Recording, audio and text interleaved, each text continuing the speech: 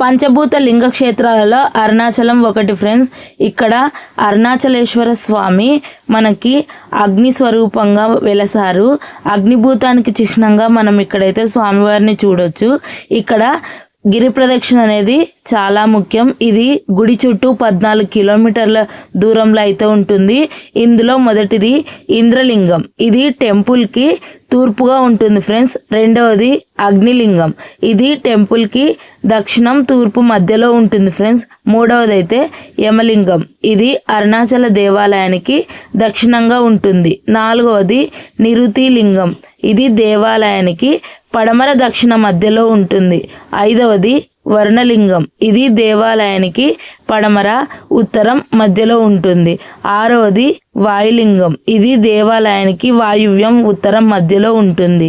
ఏడవది కుబేరలింగం, ఇది దేవాలయానికి ఉత్తరంగా ఉంటుంది ఫ్రెండ్స్. ఎనిమిదవది అయితే ఈశాన్యలింగం, ఇది దేవాలయానికి ఉత్తరం తూర్పు మధ్యలో ఉంటుంది. రీసెంట్లీ దక్షిణ కాశీ యాత్ర వెళ్ళినప్పుడైతే నేను అరుణాచలం అయితే విజిట్ చేశాను ఫ్రెండ్స్. ఇక్కడైతే టెంపుల్ గోపురాన్ని అయితే కవర్ చేయాలి అని నేను షూట్ చేస్తూ నేను టెంపుల్ని అయితే కవర్ చేశాను. ఎంతమంది కంటే శివయ్య అంటే ఇష్టం, అలాగే అరుణాచలేశ్వరుణ్ణి ఎంతమంది దర్శనం చేసుకున్నారు, గిరి ప్రదక్షిణ ఎంతమంది చేశారనేది కామెంట్ రూపంలో షేర్ చేయండి.